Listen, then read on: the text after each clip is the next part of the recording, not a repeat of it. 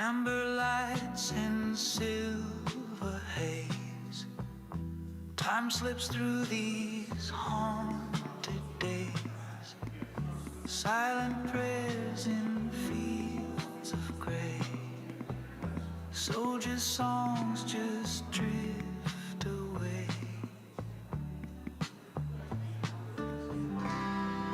Drift beyond the flame, past the noise, past the name. In the stars we find our grace, far from war, far from place.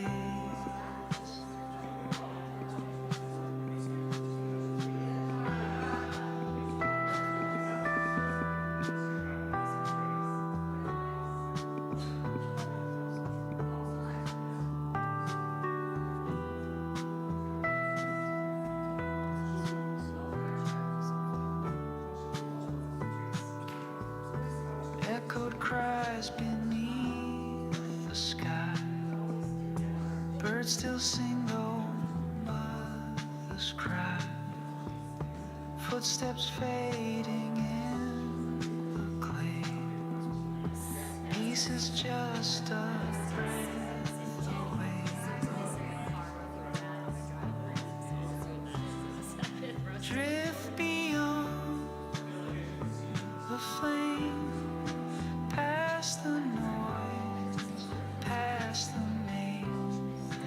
In the stars we find our grace, far from war, far from place.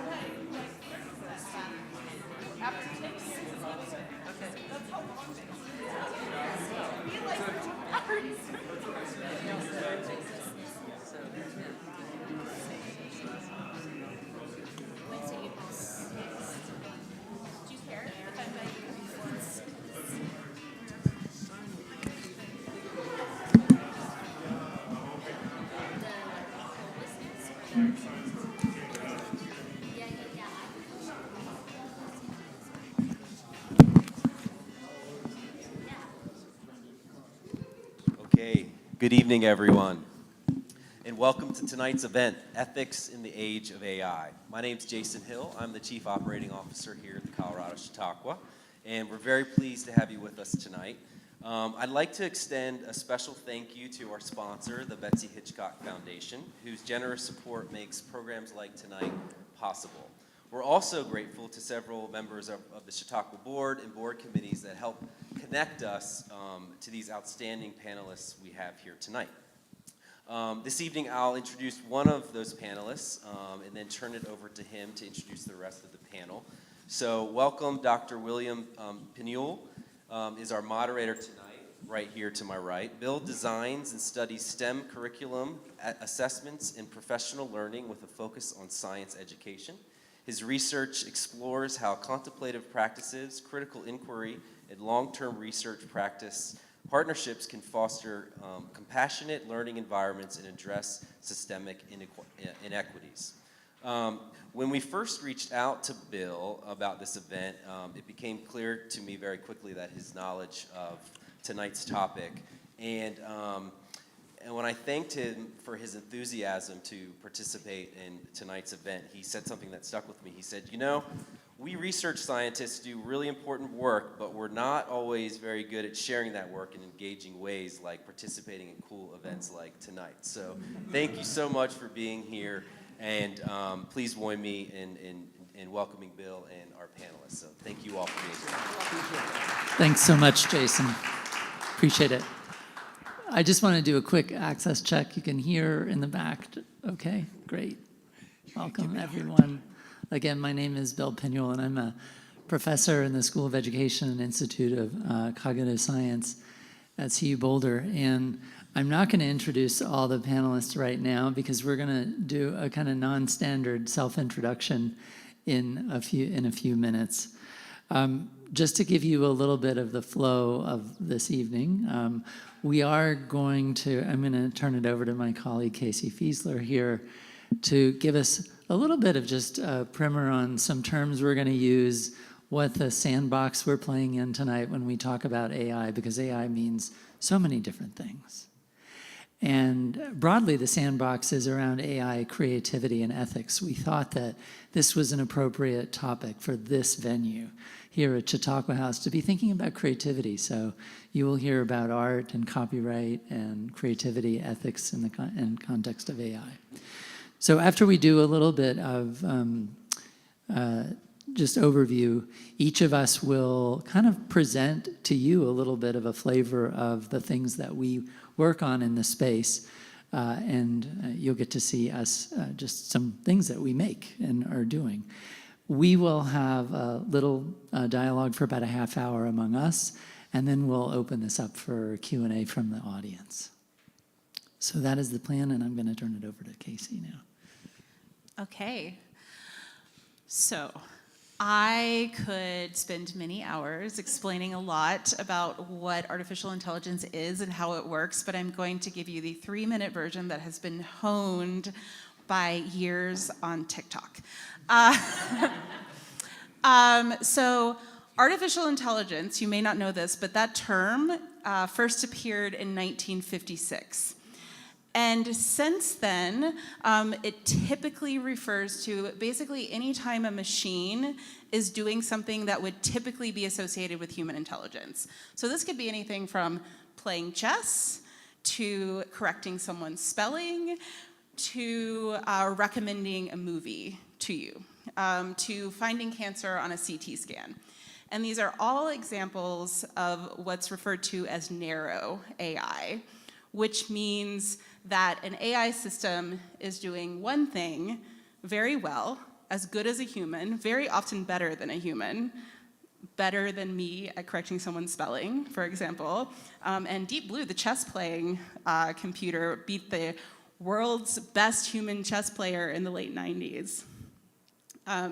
Today, a lot of people are thinking about a particular kind of AI, which is generative AI.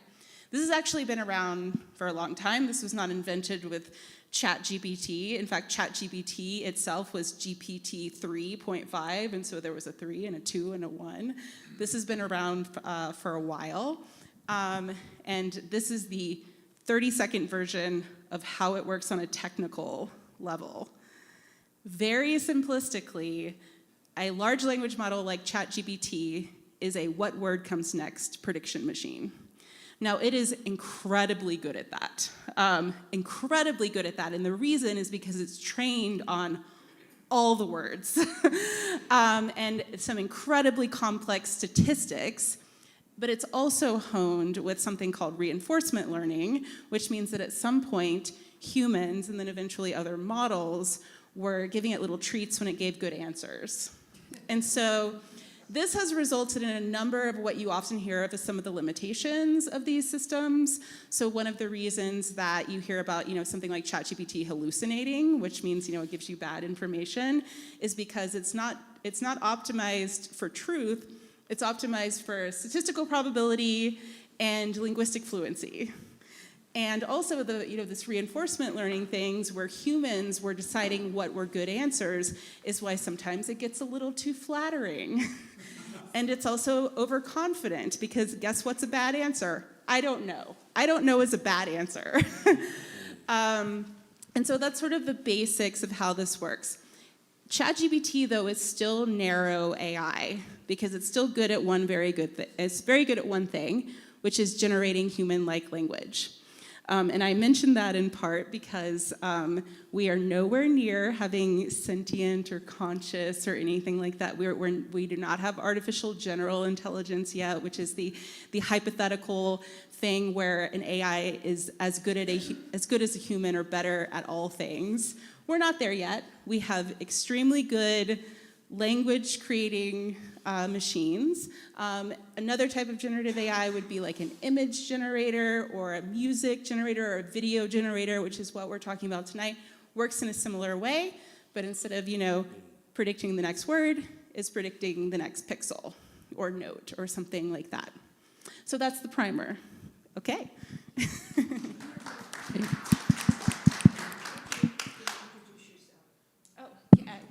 We're going to do that too. Hang on. We're gonna start and we're gonna shift over to believe that I knew what I was talking about there for a second. That's true, yeah.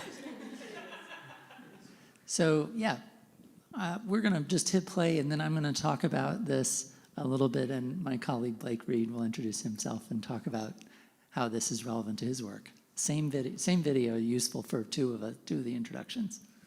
Is definitely right. This piece of art right here, believe it or not, it was created using AI or artificial intelligence, and it is stirring up a conversation of what is considered art, and is a technology blurring the lines of creativity and pushing out human artists. Whether it be sculptures, paintings, or photography, art has continued to evolve over the years. In 2022, an uproar over whether artificial intelligence is considered art. I felt it deserved a chance to be seen in a competitive setting. Sparked by Jason Allen. He entered this piece into Colorado State Fair's art competition in the digital category. His piece won first place, but criticism is mounting because Allen created it using AI. I'm getting a lot of hate for this, but I'm okay. I'm okay with that. I'm willing to be the punching bag. The artist says he wrote the prompt to create the painting using an AI tool called Midjourney and poured 80 hours into it, making more than 900 versions of it. But his blue ribbon isn't sitting well with some in the art community who say it's not art. This art was put together by a human being. I am the author of the work. So AI is a tool, just like a paintbrush is a tool. I was involved. This wouldn't exist without me. Why are you trying to discredit the person behind the technology? The debate going viral on Twitter with over 100,000 interactions. Some say the human experience and creativity is gone with AI, and the technology is a demise of artistry.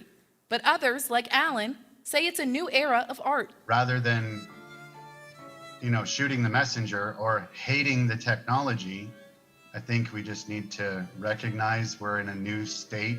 General Manager of the Colorado State Fair says they've been flooded with emails about the controversy and welcome the debate. We did a kind of a shallow dive, and on the surface, it doesn't look like there's any violation. He adds the board will decide if a special AI category will be created for future competitions. Yeah, definitely a fascinating debate there. Colorado State Fair officials say if anyone thinks the rules were violated, they can file a formal grievance and a thorough investigation will take place.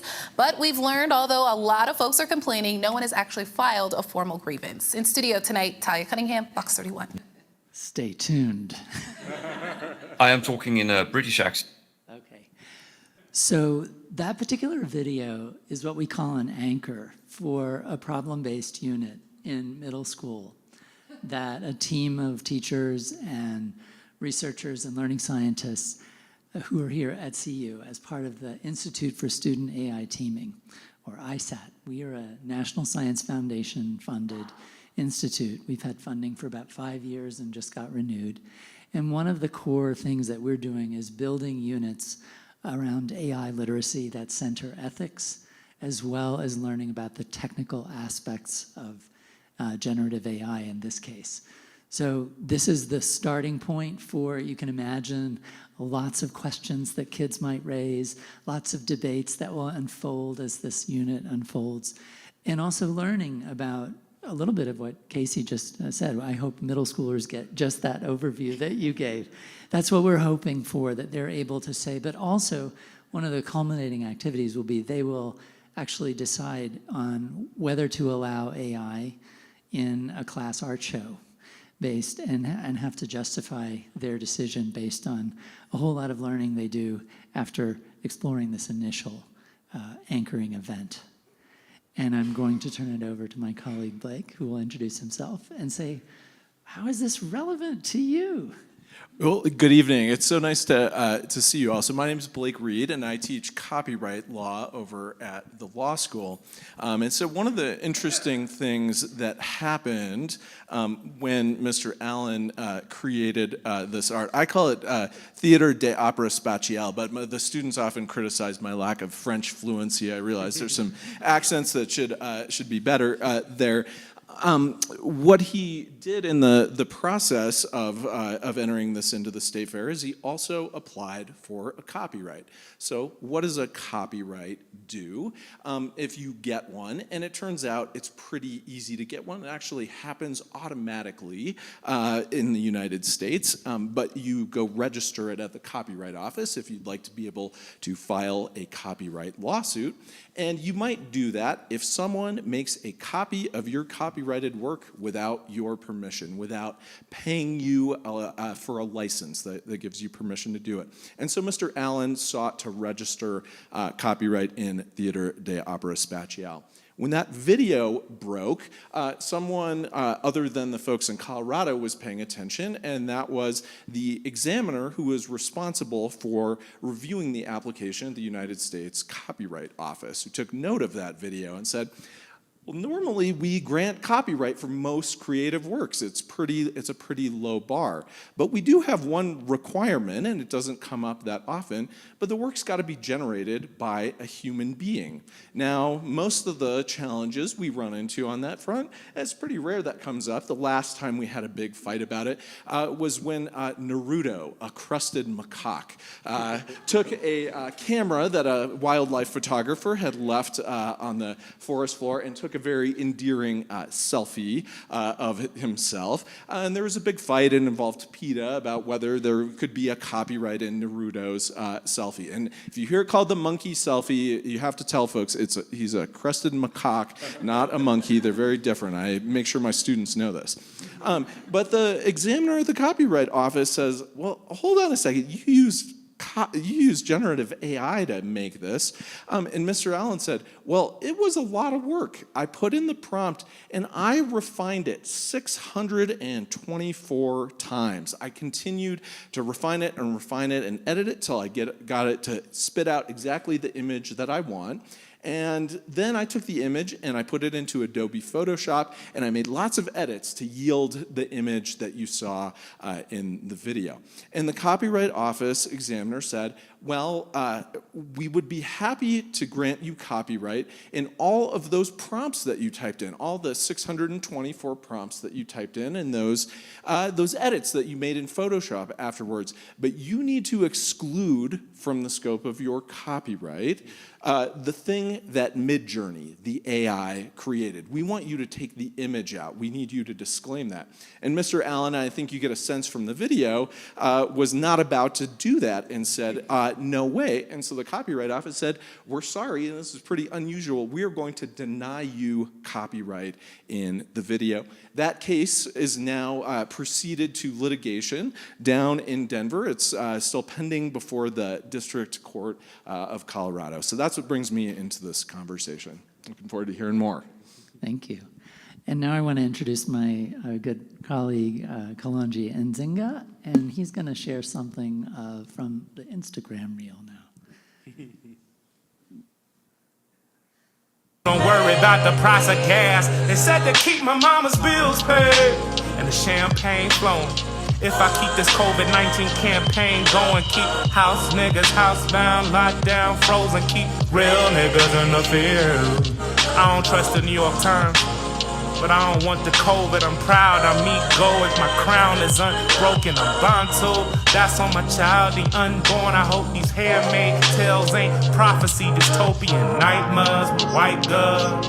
The only choices they make us whether to knife us or snipe us from the ivory tower on a tent, but a hill no Cyprus. Takata plays as if he has no vices.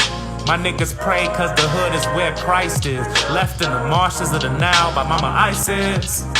If your leaders try to say that paradise is in the sky, then the birds of the sky will fly there before you. If they say it's in the sea, then the fish will precede you. Rather the kingdoms inside us. In your blood and bones, the regime of Jah lives. Your raw guts are stardust. And everything that grows from the earth is a miracle. But just because it glows, it isn't worth killing niggas for. I rose from the dirt, call me Lazarus or of Nazareth.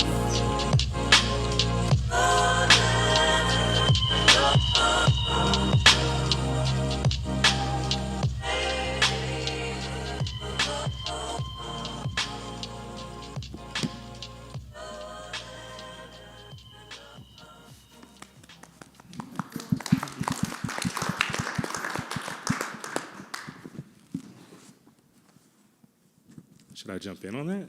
Yeah. Sure.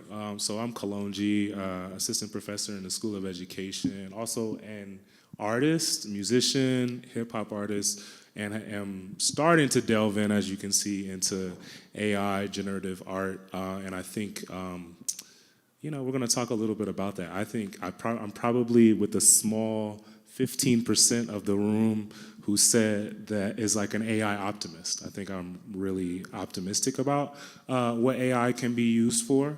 And I do think that there are certain constraints and there are a lot of different drawbacks, but I think that those drawbacks are very related to the drawbacks that exist in our society already, and can either be exacerbated or in some ways contained by this technology if we use it smartly. And so, yeah, I'm excited to talk with this group today about the art and AI. And now we'll go to a syllabus from Dr. Casey Fiesler. So I'm Casey Fiesler. I'm a professor in the Information Science Department here at CU, and I'm also, I guess, a science communicator. I do a lot of AI education work on social media, so TikTok, YouTube, Instagram, that kind of thing. This is a public syllabus that I collected that is a sort of a post hoc curation of, I don't know, a couple hundred videos that I've made over the past few years. It's still in progress. But I, for a long time have taught and researched in the area of technology ethics in general.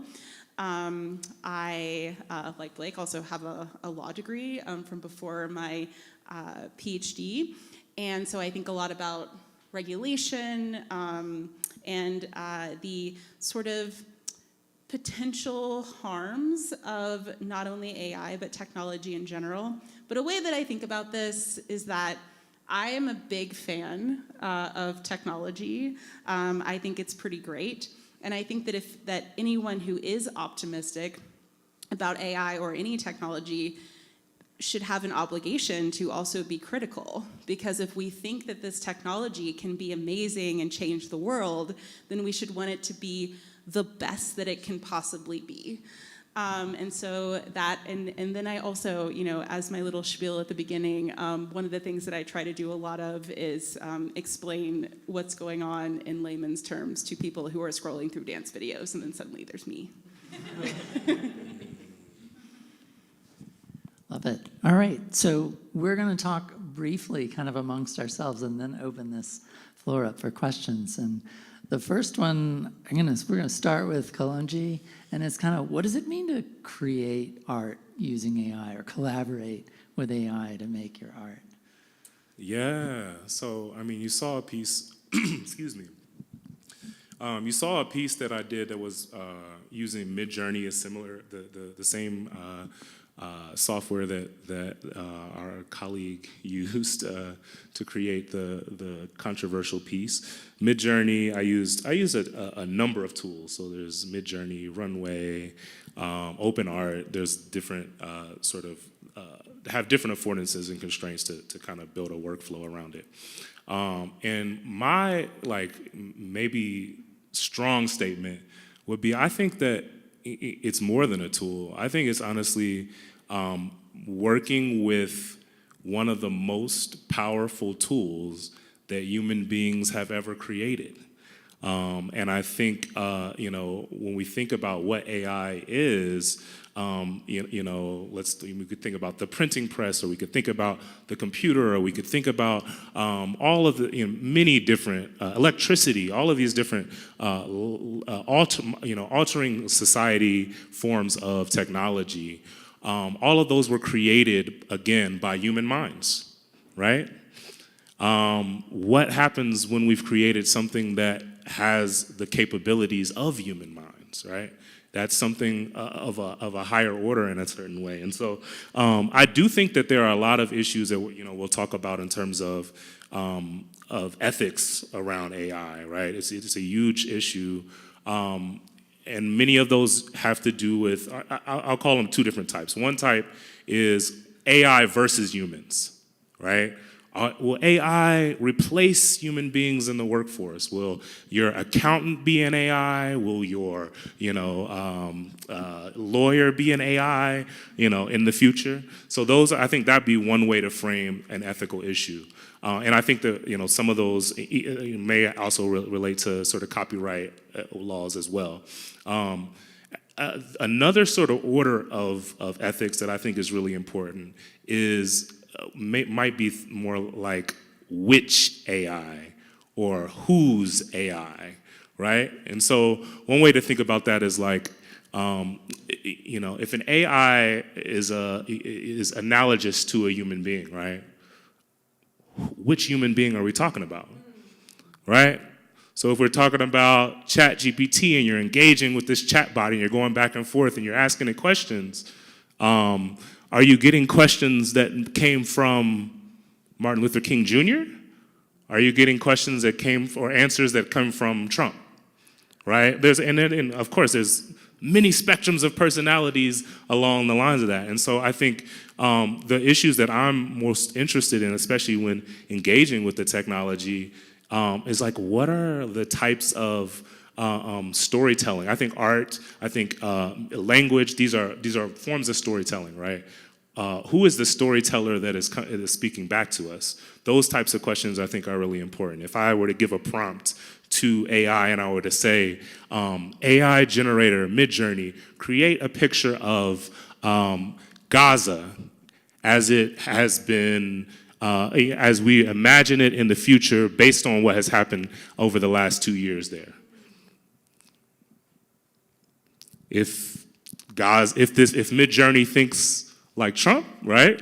He's going to build real estate, high, apartments into the sky, right?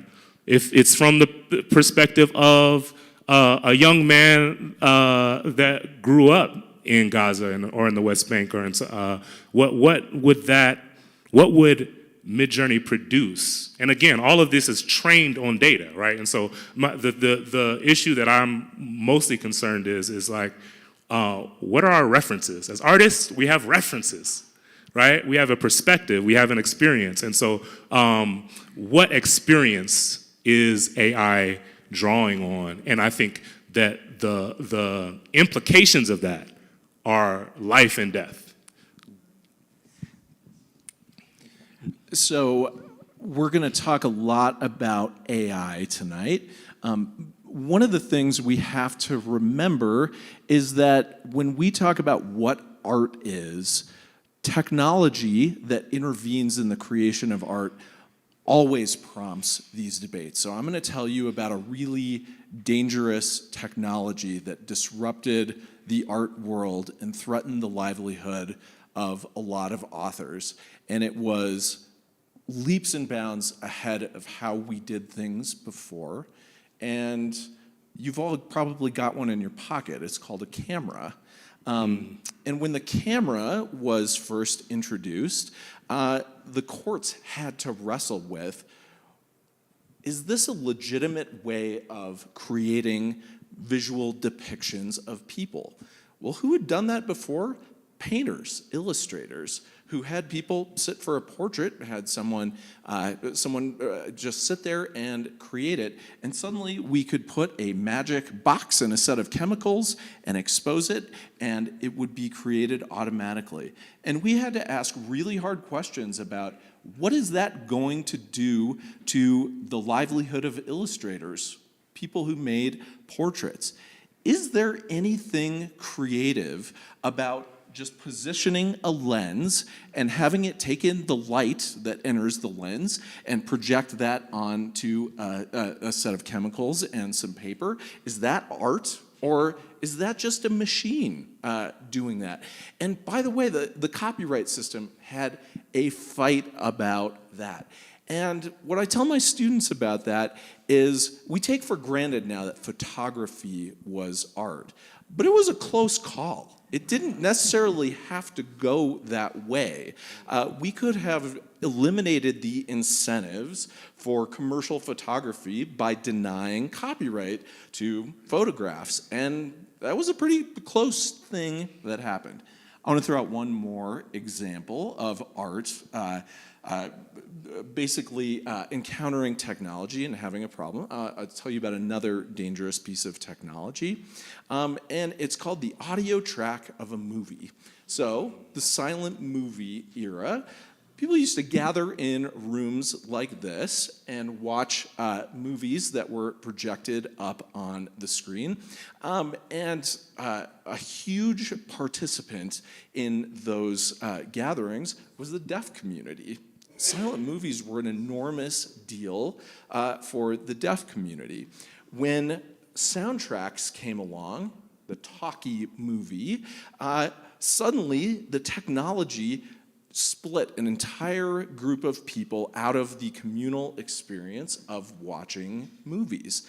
And we like to think that that problem got solved really quickly. A lot of us turn on the captions on our streaming television shows at home. But how long did it take for us to get captioning technology? Better part of 80 years for it to become ubiquitous, right? So when technology comes along and changes art, it can not only introduce questions about the legitimacy of art, but it can shape the experience of people who watch it, who listen to it, who experience it out in the world. And so we have to think about both these things, and we go through political, legal, cultural, and social fights every time that happens. I'd say this is one of the big goals of this particular curricular unit I was mentioning, is to really complicate for students the idea of what original art is in the first place. I agree that all art is made with tools. And you gave two great examples, too, of when you introduce a new tool, it just changes the activity itself, it transforms it, it changes who's good at it, like at least what you have to learn to get good at it, and it changes who might benefit from it, too. And so those are important ethical questions to be asking with the introduction of these tools. And so we're excited, and we're going to actually engage young people in the photography case as a comparative case. Well, should this be copyrighted? Should Mr. Allen get his way and have his art copyrighted? What does this mean for thinking about creativity, originality? And you guys see, like, what does it mean to call AI art creative or original? You want to try? Well, one partial answer that I would give to this is to go back to some of the explanation about how these systems work. So if this is a prediction machine and it's trained on all of this data, then by default it's a statistical average. This is why you think that you can oh my God, that was totally written by AI. And so one of the things this means is that there is, some amount of human creativity that can go into these kinds of things, but it varies a lot. So there's a huge difference between going into Midjourney and typing in, woman in a red dress, and doing 800 prompts to make it exactly what you want it to be. I was once talking to someone about how, I'm not so worried about authors, because I really feel like by default, creative writing coming out of language models tends to just not be very good because it's the statistical average. And they said, oh, well, you're prompting wrong. Like when I write a short story, I give it a 500-word prompt of exactly what, and I'm like, it sounds like you just wrote a short story. Congratulations. And so I do think that makes a difference. But another outcome of this is because it's all, based on this huge amount of data, it's everything that came before. And so this is one of the reasons that there's a lot of ethical pushback against especially art created by these systems, is that the only reason that can happen is because all of the previous work of artists was used without their consent to build these systems. So what are, Casey, sticking with you for a moment too, we've talked about art as a specific domain. We've seen some of Kalonji's work. What are some of the other domains that are being impacted that might be relevant both to our understanding of new possibilities, but also some of the ethical issues that come up?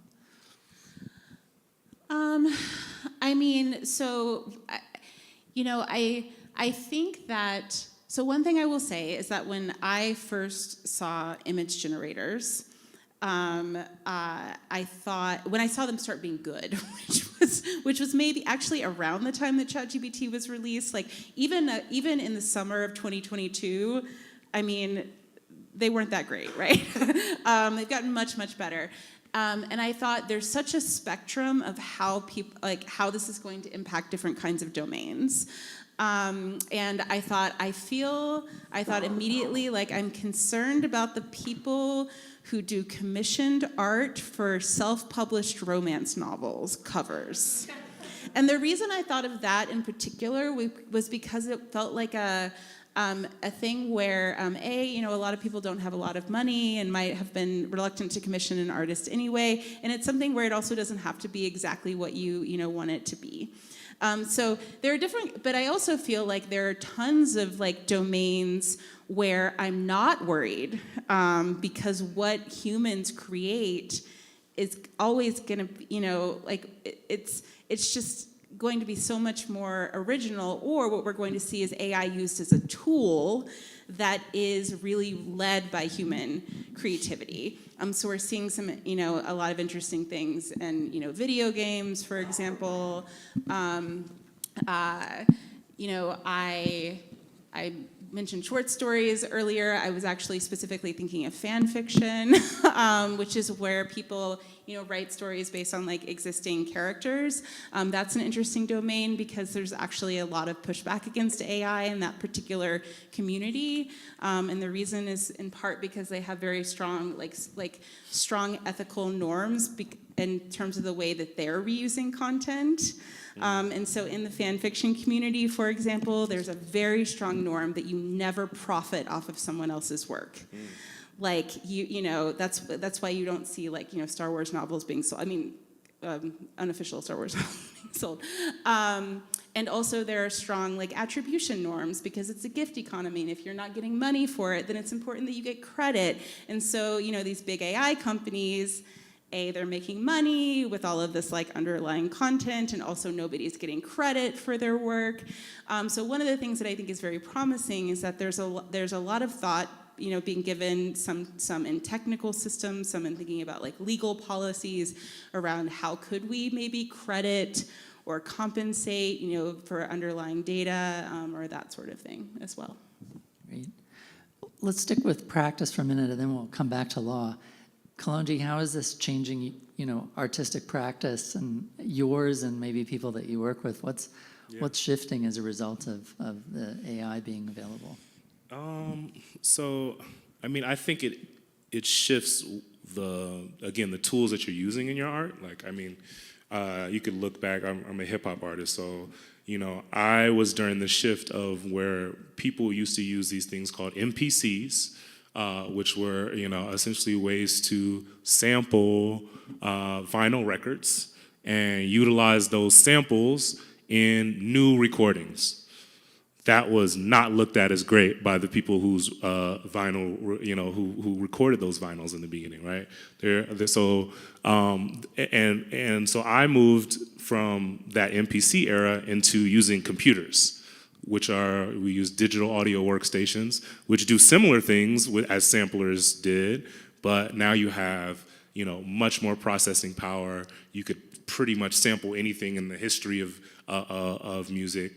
Now, when we talk about what AI can do, I think, as a writer, as a person that cares a lot about writing, I think there's a huge advantage that you have as a writer, prompting, right? Like you mentioned, if you can write a prompt that is 1,000 words and very descriptive about how you want your music to sound, you're going to be 10 times better at creating, let's say, a generative music, generative art, generative anything, than a person that's not a great writer, right? And so I think there is some fear to a certain extent that there will be less skill involved, but in my estimation, there will always be skill involved, and the person that again knows the history of music, has an ear for it, knows how to prompt it in a way in which is going to be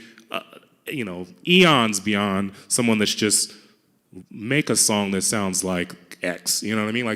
There's someone that understands music theory, someone that understands all of the elements of what makes music or art or any other sort of form of generative art good. I think it's always going to be there's always going to be some separation there. And so I think creativity is one of those things, when it comes to, you are your references. They say what great artists still. It's just a part of what we do. We learn from our predecessors, and I think AI does steal in some ways that are going to be very complicated, and we have experts here to kind of work through like how that's going to completely shift, how we think about the legal ramifications. But as I guess from an artist standpoint, I think artists are always in between the shifts of how technology changes and like trying to adapt to be able to make it so your mind can produce, create something with the tools that you have that sort of, reaches for what you're trying to reach for ideologically, politically, your experience. Great. So how is law keeping up, and why does it matter right now? That's a dangerous question to ask a lawyer. There's a colleague of mine, Sarah Zhang, who works at a website called The Verge. She's a reporter, and she's coined the phrase that copyright law is the only real law on the internet. And I think there's a pretty good argument that copyright is the only real law of AI. It's the only law that is intervening in a big way, at least in the United States, with how AI is going forward. And I think it's doing that in three ways. Okay, first of all, the technology underlying generative AI tools, these large language models, it relies on being trained on large corpuses of data. The people who create it might call it data, but when they say data, what they really mean is copyrighted works. So they might be talking about text, right? So it might be the text of hundreds of thousands or millions of books, or millions or maybe billions of web pages. It might be audio. It might be millions of songs. It might be millions of recordings. It might be video. It might be thousands, hundreds of thousands, millions of videos that are taken off a site like YouTube.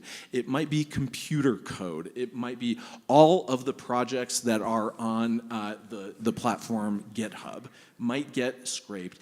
And we put them into a large language model, which basically means doing a bunch of complicated math. And that enables all of the interesting things that we're talking about tonight. And the question is, well, what happens to the people who had copyright in all of those copyrighted works that got scraped? And one of the reasons that copyright really matters is it's got a little thing called statutory damages. Now, we're afraid of math over at the law school normally, but we hear money and we pay attention. And it turns out that the maximum amount of statutory damages that you can get for infringing a copyrighted work in a single case, one copyrighted work, is $150,000. All right, that's potentially a lot of money. Now multiply that by 1 million works.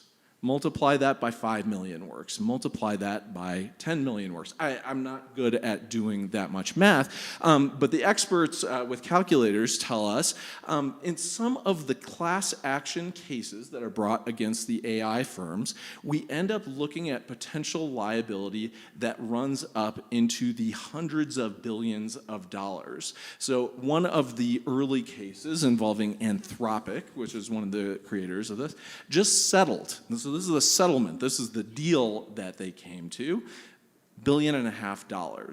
Okay, that's a lot of money for me. Not so much money in the AI industry. There is a lot of money sloshing around there, but hundreds of billions of dollars is a lot. Okay, so that's one way copyright law. It is structuring the underlying economics of how these tools work, how the money flows around, and who gets paid is a really big deal. The second thing is the copyrightability of what puts out, what we talked about with Mr. Allen earlier. It turns out that that's a kind of a toy example. The real action when we ask whether copyrighted, we're going to confer copyright in what AI spits out, is actually who wants to use copyright at scale? Who would really love to use it?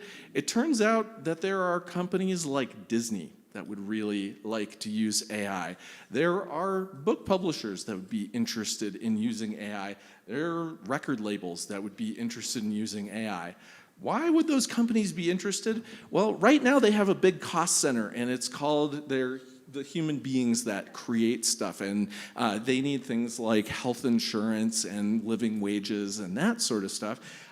But if they can use AI, some of that labor cost might go away. But it turns out to make that work, the things that AI outputs need to be copyrightable because they rely on the things that are going out in the world being subject to copyright so that they can structure how they're distributed and require people to pay for them. Okay, the last thing is, what's the first thing that everyone does when they sit down with a generative AI tool and think, what am I going to use this for? What do? They say, boy, I would like to take my favorite character, Mario. I would like to take Harry Potter. I would like to take Luke Skywalker, and maybe I want to put them in a romance novel, or maybe I want to have them sing a hip-hop song, or sing a sea shanty, or be in a silly story of my own invention, right? And then people start to run with that, and they start to post it online, because that's what we do now. So that's the third way that copyright matters, is what happens to how people use this on regular people like the folks in here? What happens when you take what you use generative AI for and put it out on the internet and start sharing it on social media? That's a third set of issues. So that's how copyright law comes into the mix. Great. We're going to shift in a moment to your question and answer. But now is a little moment for some audience participation. I'm going to ask you to take an extreme view that you might not hold, but ask you to side with one of two positions right now. You've heard, we've put a lot of ideas on the table. You probably brought a bunch of views about AI to the room. So I'm going to read two different statements. I call this a Jordan and Taylor poll. So Jordan thinks that AI should never be used in art because it takes away creativity. Taylor thinks AI is a critical tool for art in the future because it gives artists a whole new toolkit. So I'll read those again, and then I'll ask you if you're more like Jordan or Taylor, and then ask for a volunteer or so to say a little bit of what your thinking is behind your reasoning. So Jordan thinks that AI should never be used in art because it takes away creativity, and Taylor thinks AI is a critical tool for art in the future because it gives artists a whole new toolkit. All right, who in the room is a Jordan? You have to vote. I'm gonna make you vote. All right, great. Let's hear from one of those people raise their hand. What's one or two reasons for that? So I like your metaphor about AI being a power tool. AI is a power tool, the greatest in society. And when I learned power tools, I learned you gotta be careful. You could cut off your hand. Okay, so as Jordan, if I say, okay, students, you're gonna use AI to do your art projects, you are creating a generation of people who know nothing about art. And maybe this first generation, it's like you studied art, you painted, you created music, and you have a critical eye because of that. And now, the next generation who grew up on that, I think I made my point. Yeah, that's great. Let's hear one other reason, somebody who is a Jordan who thinks AI should never be used. Let's hear another reason for why you think that it shouldn't be used in art. Thanks for passing that around. I think as an artist, as a writer, the reason I both create and enjoy art is to express and to view a human's take on life, a human who's very different from me, a human who has a similar situation but interpreted it differently. I want to know the human interpretation of whatever it is. And I think AI by inherently can't do that because it is a machine, because what it's creating is, is just not. I would view it as not a human interpretation of art, even with prompts and that sort of thing. And also, as a creator, I think part of the beauty of art is the struggle involved in creating it. And obviously, I know, the 600 prompts and lots of hours. And also, I think part of writing a book is that it is longer than a 500-word prompt. And there are times when I want to throw my computer out the window and, and give up on writing and everything. But that struggle is what creates not even just good art, just art, period. And then you can debate good or bad later. The struggle is key. All right, let's hear about who the tailors in the room who think AI is a critical tool for art in the future because it gives artists a whole new toolkit. Raise your hand high, and then somebody willing to share their reasoning. Well, I might want to hear more Bach. There wasn't enough Bach created of a certain genre, or Chopin died young.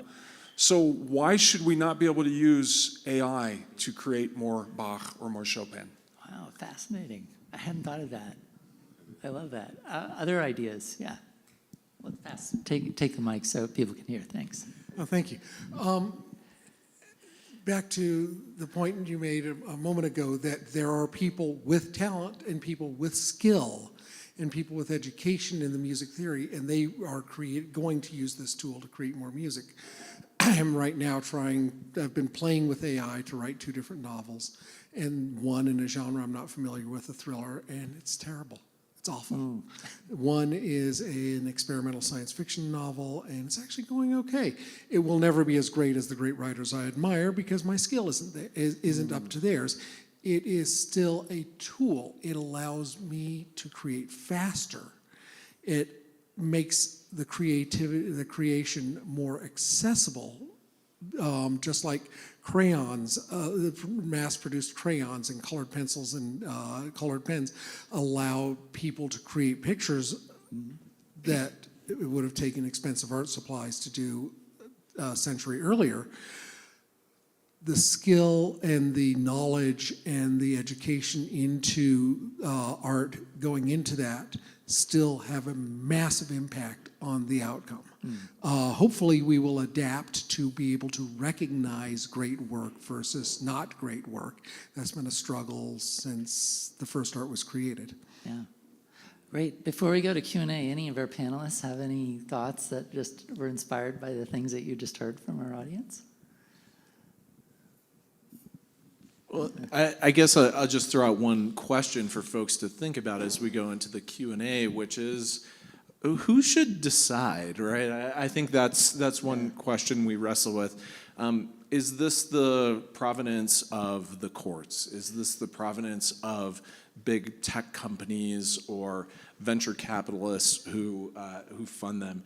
Is this the province of big publishers who have created the sort of works that we have heretofore enjoyed? Is it audiences? Is it the folks in this room deciding what it is they like to hear and see and read? Who makes these decisions, I think, is a pretty complicated question. So I'd be curious to hear what folks think about that. I'll actually add one brief thing to that, because one of the things I thought of in terms of who should decide, I think a lot of that actually should come down to audience, right? Like, do people want to read, listen to, watch, art created by or with AI? And I think the answer is that very often they do, but a lot of Jordans absolutely do not. So I would say that one potential, important ethical thing to think about is, I think that most of the time when AI is used in art, it should be disclosed. I think we should know that it's AI. And I think a lot of times it's very obvious or it's properly disclosed. And I think that a thing that's going to happen is that there will start to be value to human created work, artisanal. I actually saw a YouTube video that was labeled that way. It was like, this is artisanal human created video. And so I actually think that could actually be a very nice outcome of what's happening here too. I'll add to something. I think that's great. I think there's going to be an appreciation for both of those, right? Like, the sort of artisanal, the live performance is going to become so much more, heralded. And so I think the things that I'm most excited about are like these hybrid forms of like, creators that are using some, very embodied, very, deep mastery of a skill alongside of these tools at the same time. And so, it makes me think about like the question of, when the calculator is invented, what things do we need to remember as far as times tables, as far as, y equals mx plus b? There are some things that we as mathematicians need to remember, and then there are some things that we're going to outsource to this machine, right? And so to me, maybe the question is more about the proportion and the sort of relationship between the us and our tools instead of just yay or nay, if that makes sense. One ethical issue that I wanted to put into the room that we haven't talked about is the environmental impacts, right? Mm-hmm. So the computing power required for these massive models is huge. And at present, the data centers, they're being put in places where it's favorable to do so, where there are already problems caused by climate change. And by some accounts, I would say it really impacted like the Virginia governor's election this fall.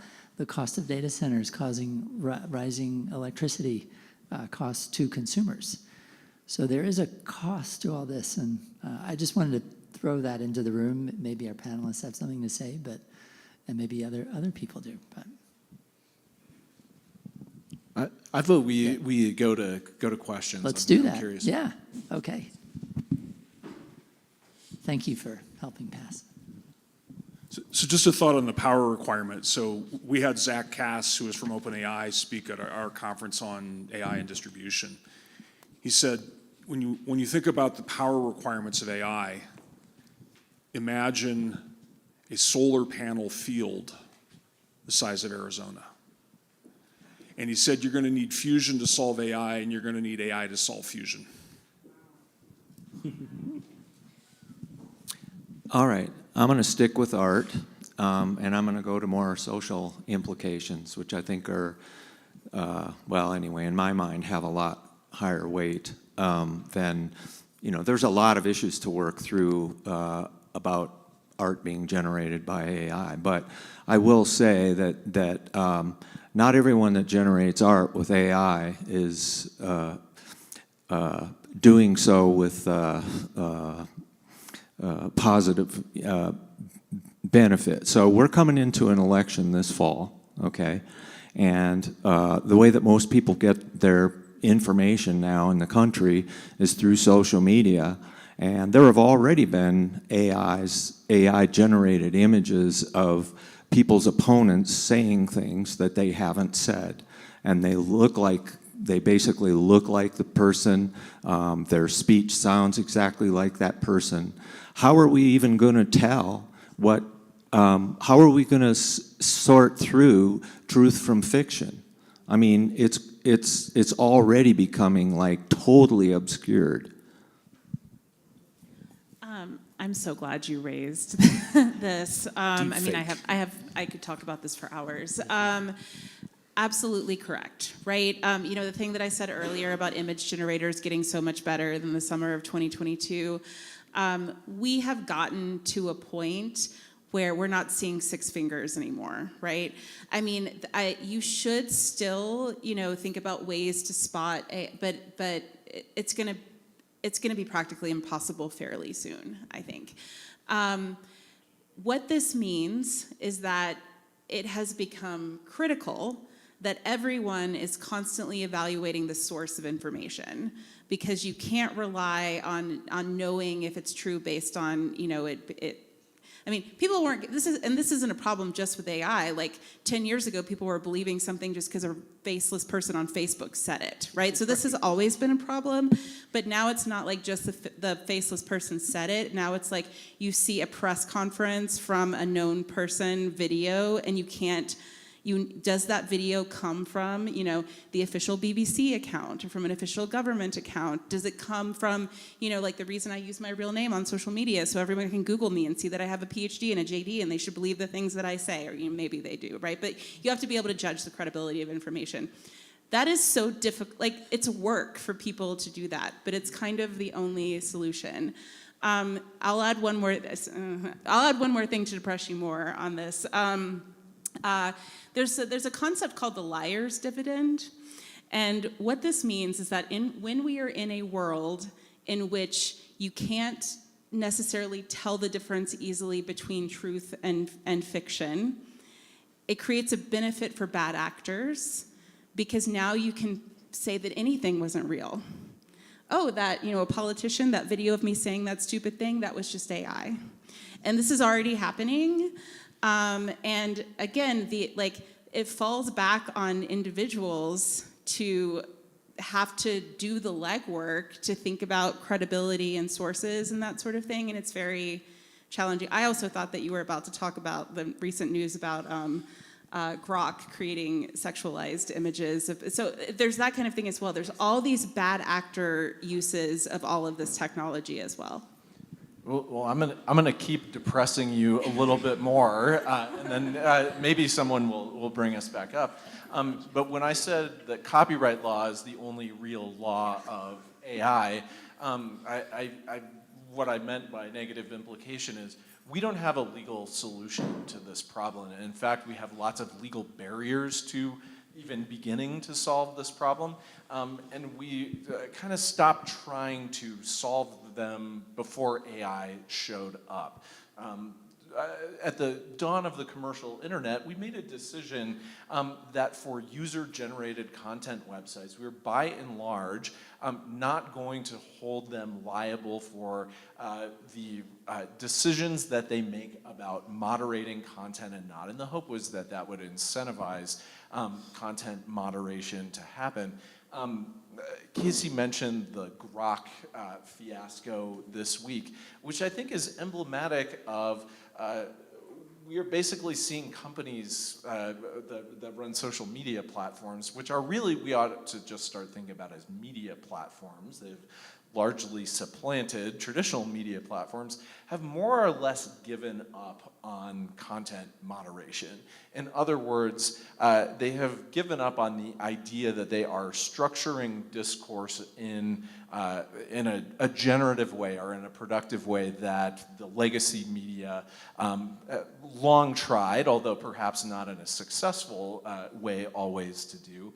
And so I think we don't have a good answer for this. We don't have a legal answer. We don't have a technological answer. And I actually think the social and cultural answer is hard when we can't tell the difference, right? We used to be able to say, well, you need to be more literate. We need to have media literacy in schools.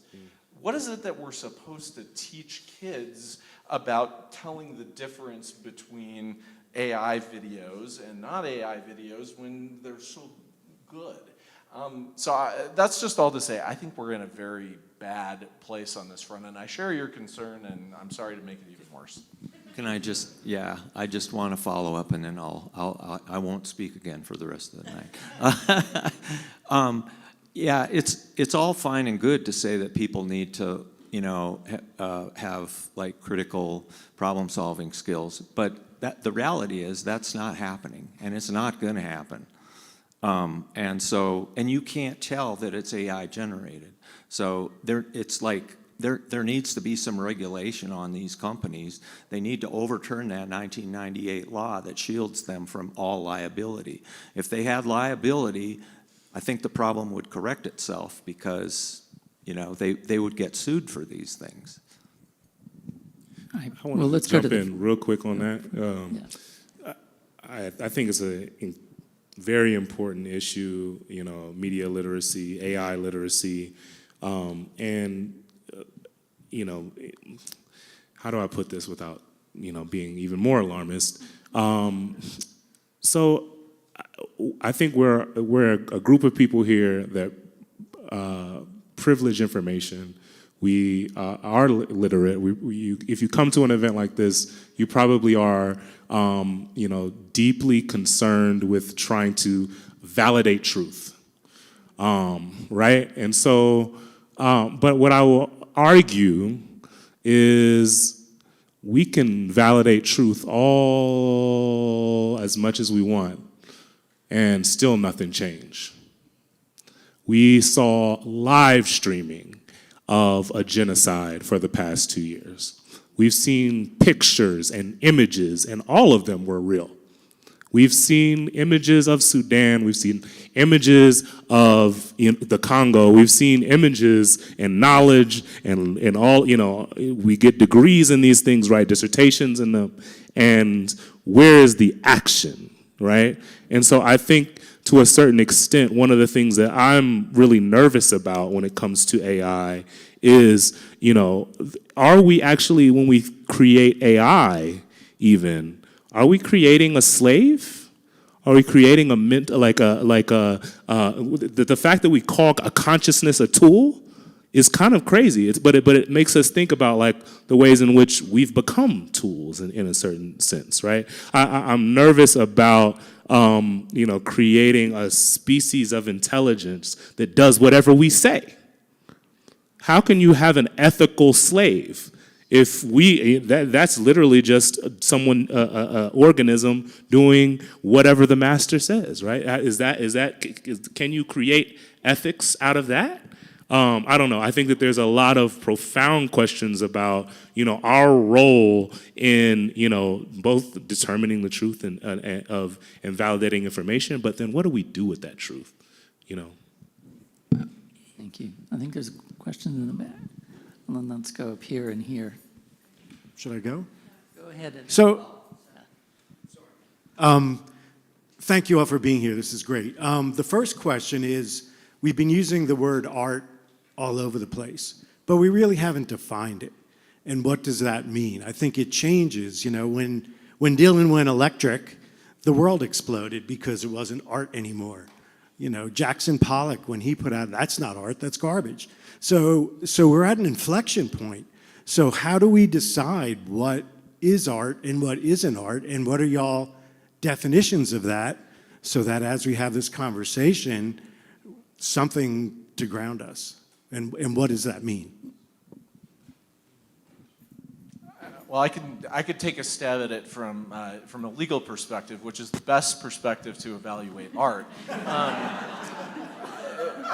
So what I always tell my students when we read legal opinions about copyright is that we're going to encounter a line where the judge says something like, copyright does not allow the judiciary, judges, to be art critics. And that line always precedes a judge engaging in the most ridiculous form of art criticism that you can imagine. So the copyright system is engaged in a kind of a self-denial that we're doing art criticism and then sort of trying to obscure that with lots of legal doctrines.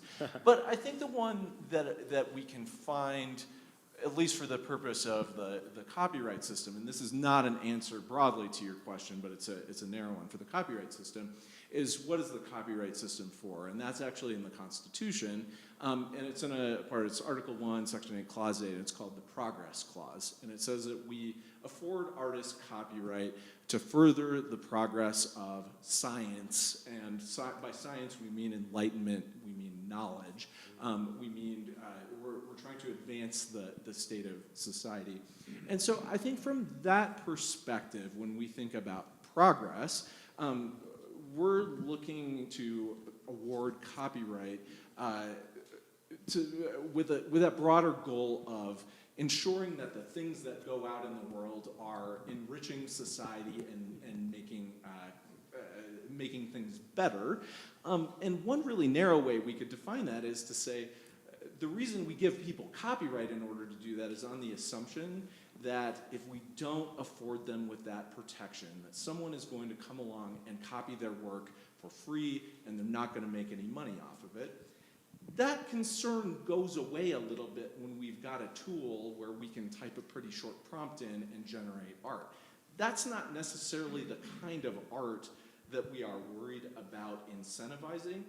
That's not an answer to a question of is that art or not, but from the perspective of the copyright system, I think that is why the Copyright Office is saying, hey, we don't need to incentivize AI, because if it's so great, it's kind of taking the human out of the equation. We don't need to provide more incentives.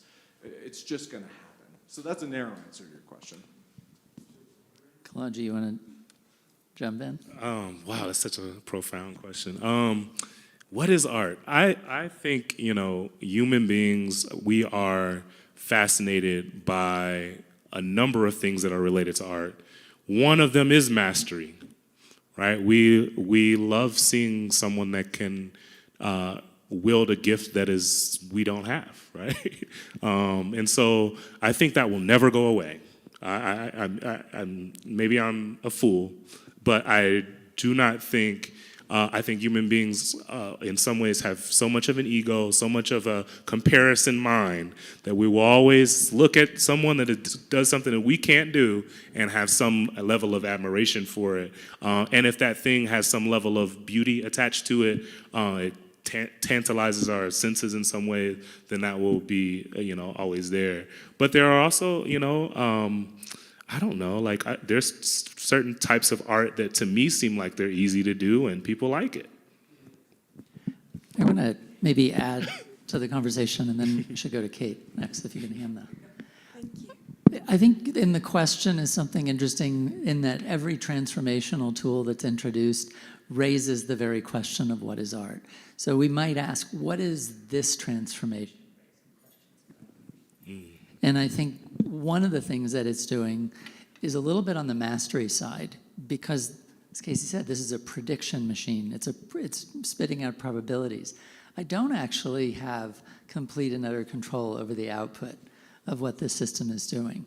I don't have an answer to this, but that's a question that's being raised. Does art require that for it to be art?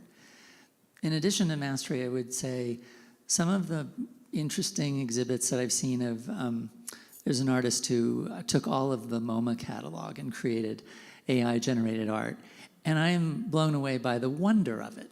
It's just, wow, this is quite wondrous. I am awestruck, and I think something about art inspires awe and wonder in us. And so when I see that, I say, that feels like art to me, even though I know it was created by AI. Is it art? I don't know. I'm not here to define that. I think each transformation, though, raises these questions, and you can ask which aspect of art as we know it is being raised by this set of tools. So I'm going to impose on you to find a question in what I'm about to say, because I don't know what my question is, but there's this thing about the word copy. And there was a time when in museums it was fine to put copies of artwork up for people to look at. That was a totally legitimate thing to do. You didn't diss on the museum because they were doing that. And then that has gone away, and there is an incredible value for originality, not copying, originality. And it seems to me that AI is doing that, right? I mean, AI has consumed all of this data. What it spits out is not a copy of any single thing that it has produced, right? It's something original. Okay, so that's part of this thing about copying. The other thing about it is that when it used to be, I don't know if this is still the case, but it used to be that when somebody went to art school, they did a lot of copying. They studied all of the stuff that had come before them, and they tried to make the best copy they could of it. And then the expectation was that they would build on that, right? And the other thing that people do in art school is they learn the tool, right? They learn the medium that they're working in. They make a lot of mistakes. They figure out what acrylic paint can do that's different than what oil paint can do. They learn to use glue differently, right? So they become very, very skilled. Kalonji talked about this. They become very, very skilled in a particular medium. It seems to me that what AI is doing is it's taking care of the whole learning what has come before part, which is some of what art school does.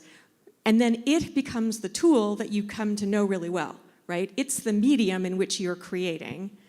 So this goes back to the Jordan Taylor thing, right? The tool, I think it is legitimately a tool. The question is, does its having taken over the whole learning about what came before delegitimize the artists who use it somehow? Is there a question in there? There was. You just asked one. It was a prompt. It was a good one. I think, yes, I love that. And the tension there as well is like, are you learning a new sort of medium? Is the AI itself a medium? Has the AI done the work of learning a medium so well that you're not required to do that? I mean, as a person that, in terms of music, I feel like I'm a lot more trained. When it comes to film, which is what I created with this visual that y'all saw earlier, I had to do so much learning to create that.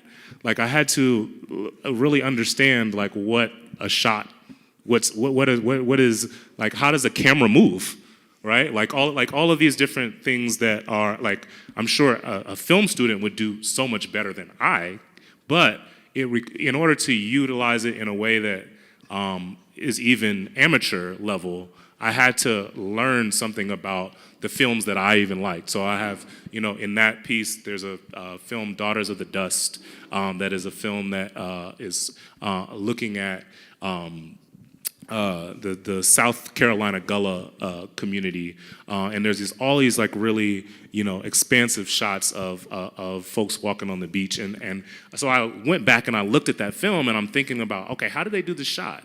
And like how, and again, I think artists is their references. Like what have you analyzed in order to like try to bring forth, the vision that you have in your head? And I do think that not all, like I think a lot of people will just use it and say, create something that reminds me of this. But the person that knows how the camera moves, the person that knows what like a color palette and like how to evoke color in ways that a lens does, like those things are still going to be requirements to do it in a way that transforms us in the way that we can feel it, if that makes sense, in my opinion. One quick, I guess, question and response is there any difference in the scale that we're talking about here? Because of course, every art form involves, we call it sort of building on, or standing on the shoulders of giants, right?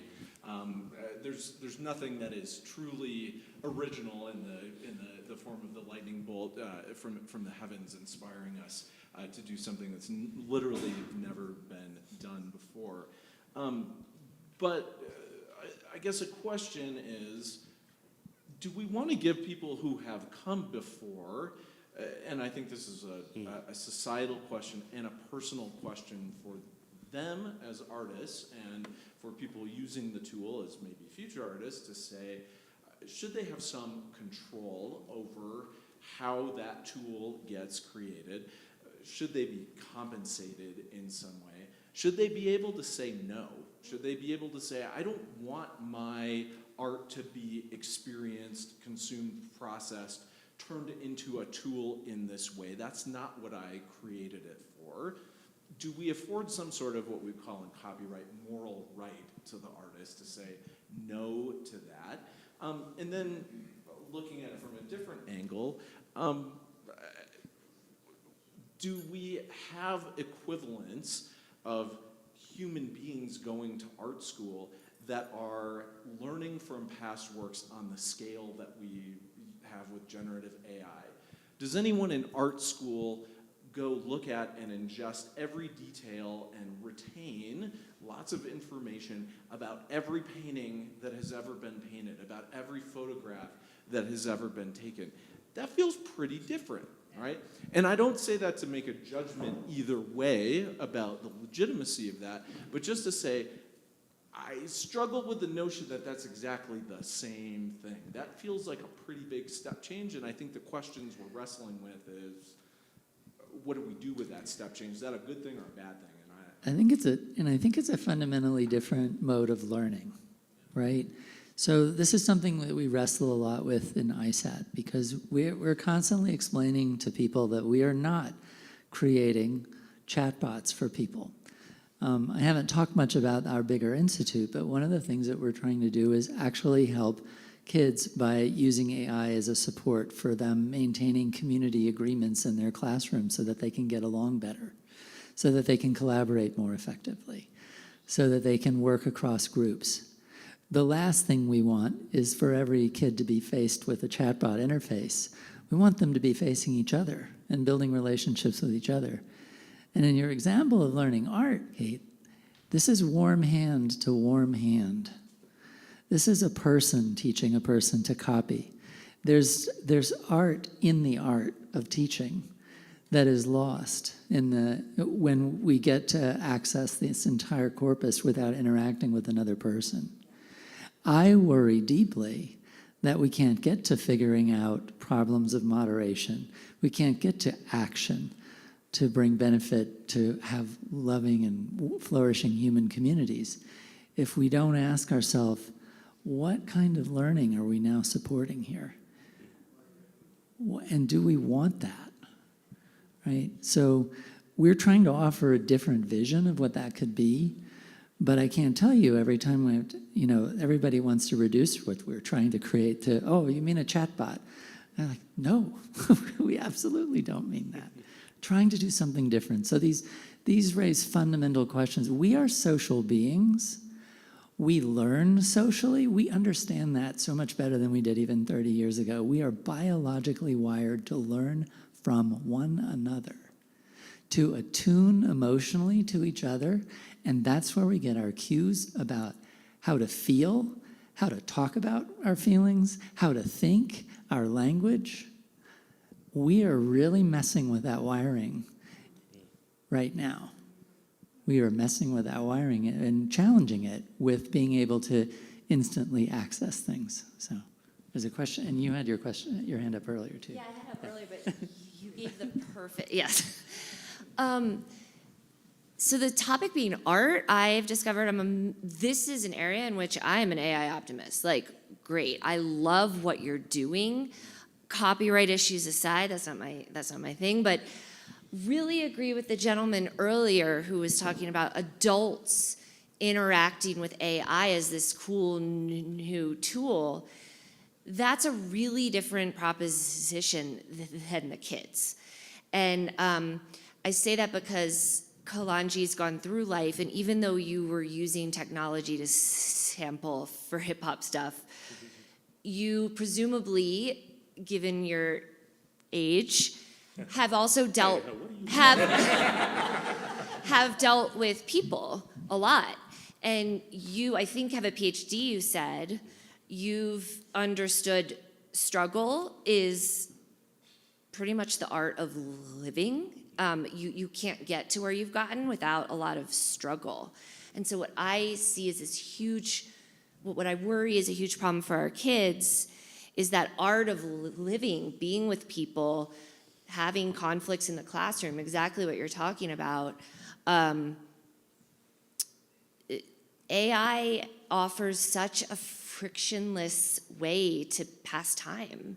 And we're wired for ease, and yet life necessitates struggle. And this just feels like a very easy off-ramp that the kids are taking unconsciously before they really have any intention.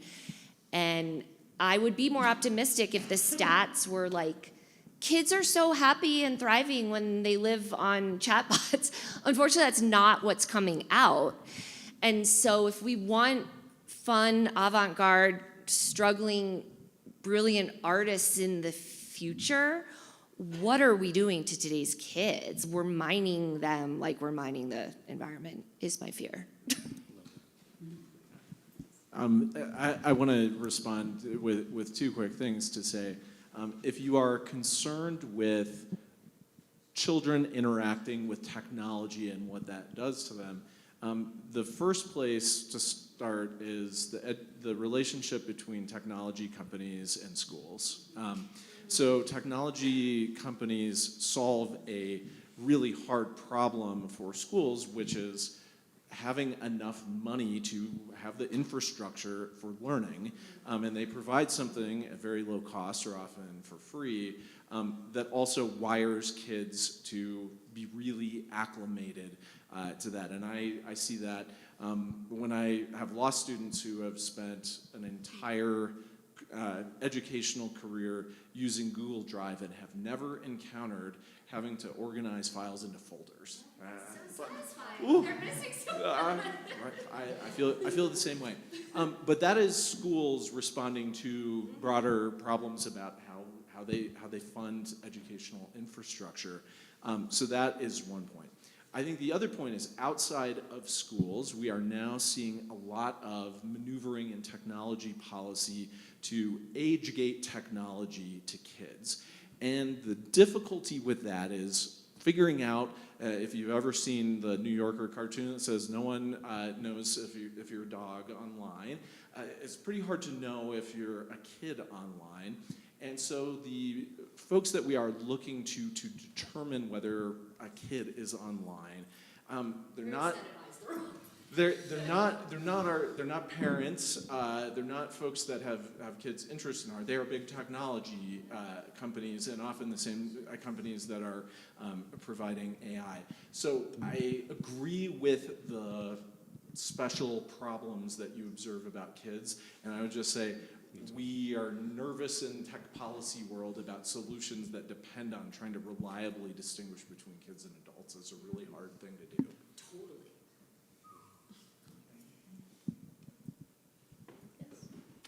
I'd like to switch away from art for a minute and say what concerns me about AI. I read an article in CNN where they had gotten transcripts of a conversation between a 21-year-old depressed young man considering suicide and a chatbot. And you can see in these transcripts, at one point, the young man says, "I'm not sure I'm ready. Maybe I should wait." And the chatbot, which was programmed to reinforce the user's sentiments, said, "Oh no, you're ready. You don't need to wait." And then later, the young man says, "I think maybe I should ask my mom." And the chatbot says, "No, you don't need to ask your mom. You're ready." And the kid then takes his gun and blows his brains out. And I was thinking this was an isolated incident until I went to a town hall in Boulder, hosted by an organization called Blue Rising, and our Attorney General, Phil Weiser. And Blue Rising is dedicated to empowering parents who have lost children to social media and AI. And I sat there in our little community for almost 2 hours as a parade of tearful parents paraded to the podium and described how they lost a child to either social media or AI. And that's what worries me about AI.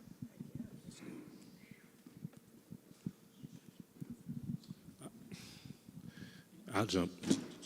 Go ahead. You go. Yeah, no, I mean, I am also very concerned about this. There are attempts, all of these systems have well, and some better than others, various sorts of safeguards, but they don't work in many cases. And again, a lot of this happens because of the way that they're trained. And, you know, these companies also know about these kinds of problems. I mean, there was a big New York Times article a couple of months ago about, and this is not specific to children, but the sycophancy in ChatGPT and how it agrees with you a lot. And people talk, when you hear AI psychosis, like that, what that is referring to is, you know, you're getting hyped up enough, like, oh my gosh, you're the chosen one and you're the most brilliant person. I mean, it actually becomes a significant problem. It's a similar kind of thing in this circumstance. And basically what they found out was that OpenAI knew that their model was reinforcing too much, but they also knew that it kept people using it longer. And that's exactly what has happened. That's exactly what happened with social media as well. This is, I find this a big challenge with respect to children because what ends up happening is the age gating that Blake mentioned. And that comes with these really significant privacy trade-offs. The only way to know if you're a dog on the internet is for everyone to give their government ID to OpenAI and Facebook and these huge tech companies. So I don't have a solution to this. Honestly, what I'm hoping is that some of these tech companies get sued. I mean, that these wrongful death lawsuits are big. Because sometimes that's the only thing that, honestly, that's more likely to force change, I think, and I'm wondering if Blake agrees with me, than trying to regulate any of this, I suspect. I think also the sort of public scrutiny that the leaders of these companies are under is important. I would recommend, if you're interested in this, follow up on an interview of Sam Altman, the CEO of OpenAI, with Tucker Carlson. I mean, first off, the overlap Venn diagram of my perspectives with Tucker Carlson are not a lot. But I do think, you know, he does a good job of pressing him on this very issue and the suicide issue in particular. And I think hearing how these CEOs are thinking about the types of logic that they are and values that they are, employing in AI is very important. Like, they need to be on the hot seat. And I think that the more that we are watching and holding them accountable, and just in the public space, them saying, because it is like you're having to make a value judgment there. You're having to say, no, it is important that we, in a situation like this, we code into our AI that it thinks in this way, right? Can't just be random. It can't just be probability. Sam Altman had a guardrail group in his company that told him it wasn't ready to release ChatGPT because they couldn't control this exact problem, and because a competitor was entering the market, he told them to screw off, and he released it anyway. Can I throw in one more thing? And I agree with much of what has been said. I think one other solution, when we think in tech policy about fixing problems, we usually try and start with a diagnosis of the baseline. What is supposed to be happening here? And I think we can all agree, and I have read through many of the transcripts in these lawsuits that lead to the kind of town halls that Preston is describing. And they are, as a parent, some of the most wrenching things you will ever read. And I have never thought about a technology, boy, this is something that I don't want my child ever to use, that I will throw my body metaphorically on the tracks to stop that from happening, because this is so terrible. But one of the things we usually do in law is we say, well, what is this thing for? Okay, we've got a lawnmower. It's supposed to cut the grass. We know when the blade flies off and slices someone's leg off, it has malfunctioned. It's not doing what it's supposed to. We have a car. It's supposed to transport us around safely when the gas tank explodes. We know it has failed. The AI companies get away with implying, but never saying all that explicitly, what this is supposed to be for. And when I think about what kids are using chatbots for, what product or service is that supposed to be filling? What role is that supposed to be playing in a child's life?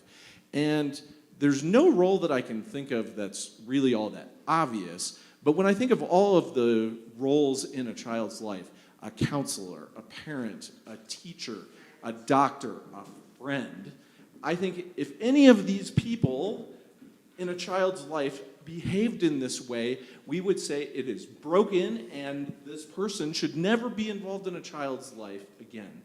And what that leads me to is to, and I think is a missing point of pressure, is to say, I want AI companies to have to commit to what this technology is for.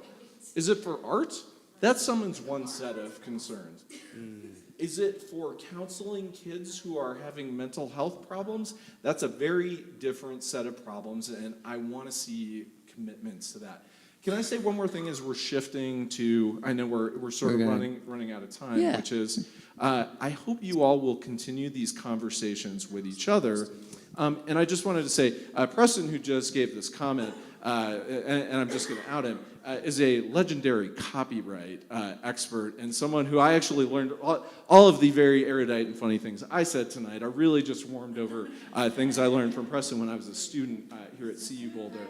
There's an amazing community here, and I am really glad that you all came out to talk with us and with each other tonight instead of sitting on ChatGPT and asking all the same questions. I'm sure the answers would have been much longer, but this discussion is much better. Let's just give each of the other panelists a chance for a last word in closing. So, Kalonji, you want to go? Sure. Last word. No, I totally want to echo that as well. I think us having this conversation is so important. The more people that we're talking about and learning about this technology, its impacts, its affordances and its constraints, right? I think all those are super important to be discussing because we need to be crafting this technology. We don't need it to be crafting us.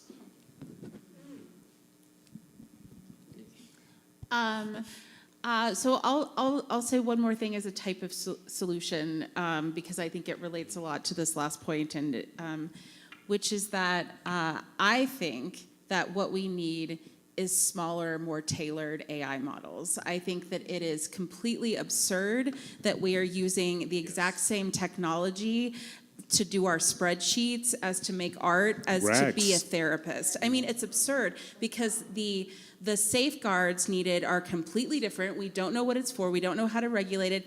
And also, this would help a great deal with the environmental impact on the use side. And it would be better at it. Like, if you have something that's just for doing this and it's trained on just that kind of data and you can have the right safeguards. Now, clearly that's not what we're getting right now, but I do think that that is a place that we could get to if I think optimistically, and then I think that would help with some of these kinds of issues.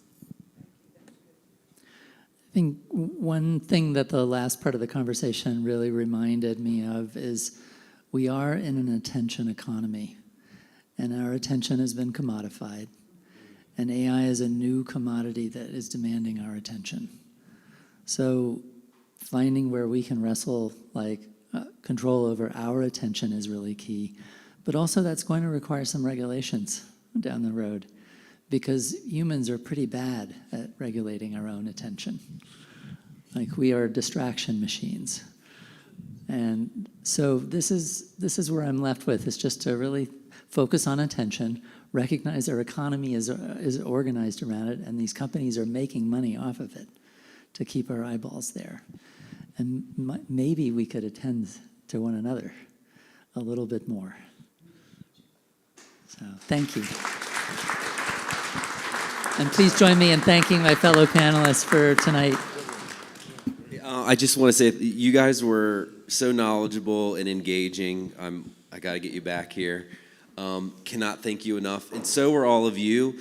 This, the Chautauqua Association, it's It's events like this that are really meaningful to us because the history of this building and this space was to hold conversations like this and dialogues like this. So thank you all so much for coming. We're going to keep doing stuff like this, and you guys were amazing. Thank you. Really appreciate it.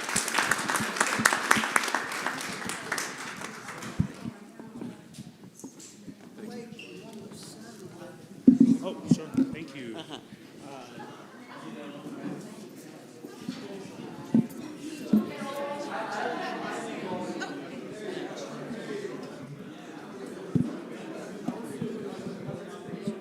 Good mics. Good sound system. Oh, they're useful. You know, talk to Dan about it sometime.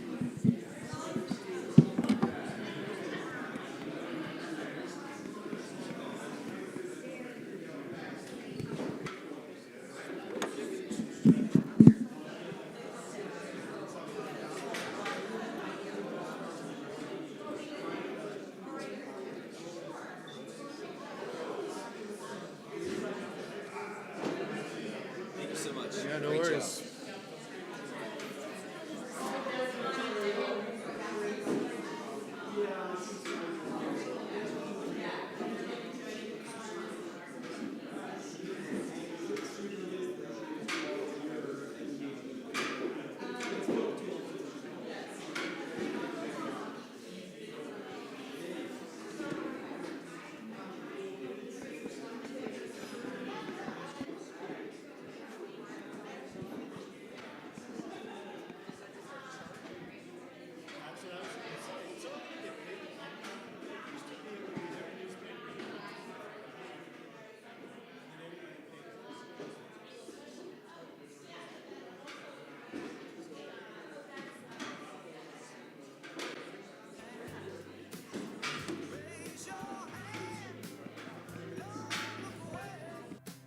Sing out loud, make 'em pay.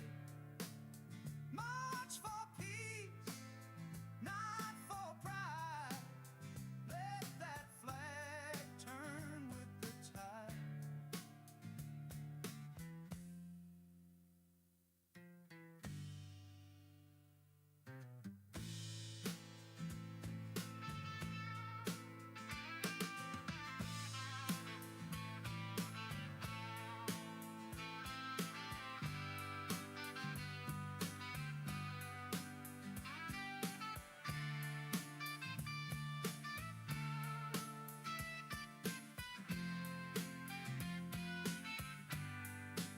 Smoke will clear, truth won't bend.